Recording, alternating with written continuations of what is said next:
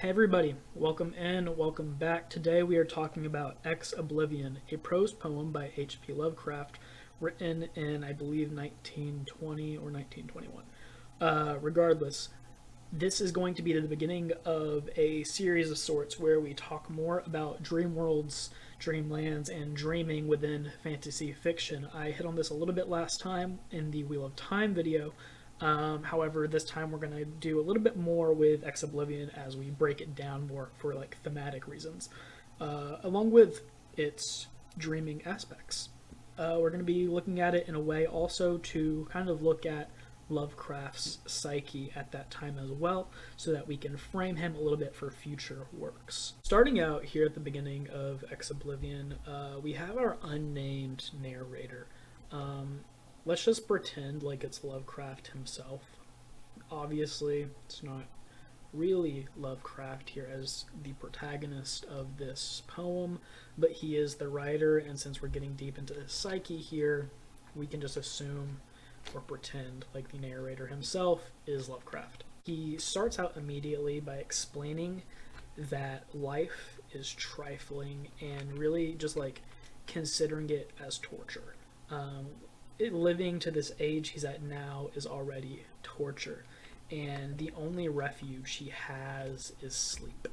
And this begins where he goes into the world of dreams, which he considers to be far better than the waking world.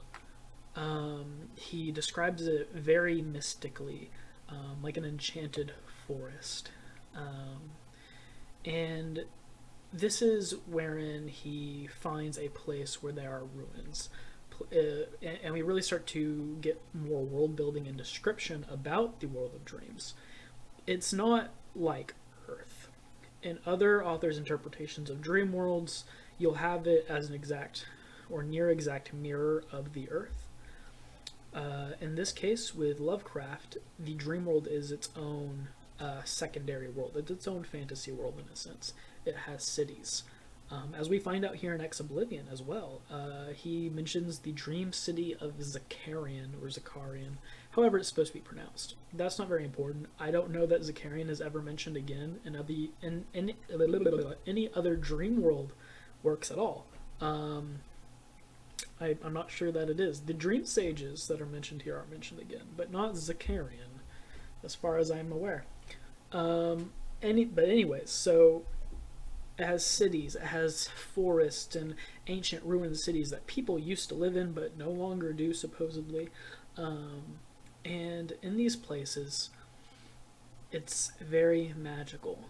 And he's searching for a place to die here in the dream world. What we're really looking at is a man who is seeking out where his eternal soul will rest once his physical body dies. And he seeks to find that in the dream world, his refuge, a place of sleep. And so he's searching and searching, and finally he finds this bronze gate. And he just knows within himself that this bronze gate, behind it, is something incredible. There's going to be something there. And that's what he wants to find.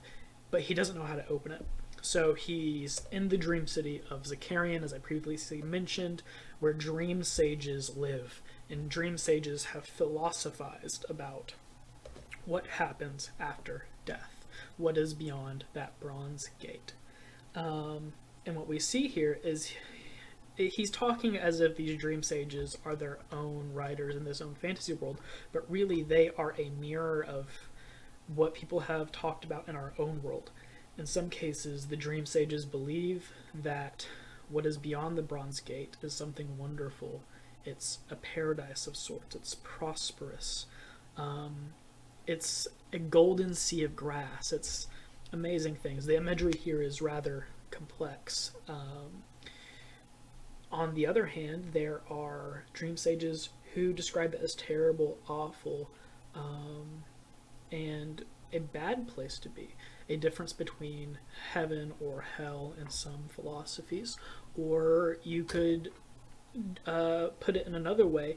It's the difference between like just a positive afterlife versus a negative one. You can really use any culture's afterlives as sort of a mirror of this. People view the afterlife in different ways. It's not actually important what they describe it as. The importance is that people talk about it differently, whether it's accurate or not. Because the dream sages, they disagree. Neither of them are agreeing, or not. They're not two people. There's many of them, but different writers are disagreeing for whatever reason. And we have to assume it's because the dream sages themselves don't know what is beyond that gate. Even these wise, incredibly wise dream sages, more wise than any of Earth's philosophers, even they don't know what's beyond the Bronze Gate. Our unnamed protagonist, he does discover the method to see beyond the Bronze Gate. He finds it in ancient writings, digging through papyrus papers, just digging through these ancient writings, and he discovers that a drug can take him through, a physical drug from the waking world. And so he takes this drug, and the next time he sleeps, he goes to the ruins where the Bronze Gate is that he found, and because he's taken this drug, it has opened the gate, and he can now see beyond the veil of life and death. And it's here that he actually does describe life itself as a demon. Life with a capital L, and it is a demon. Spelled in Lovecraft's traditional way, Daemon. And here, rather than any of the imageries that the dream sages gave about this place after life, our narrator sees something else entirely. He sees absolutely nothing. Oblivion.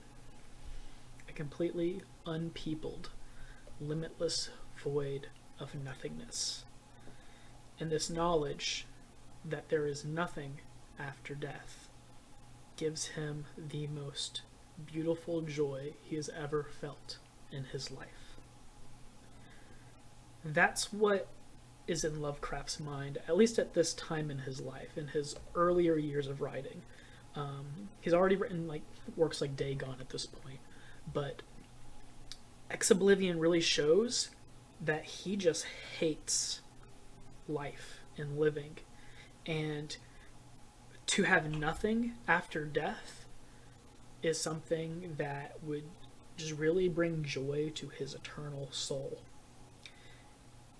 And I think that's something that readers would want to understand before delving deeper into the Cthulhu mythos or the dream cycle, because such attitudes towards life, and obviously his attitudes towards other people, are rather repugnant at times. And so it's a good thing to start here to frame later works.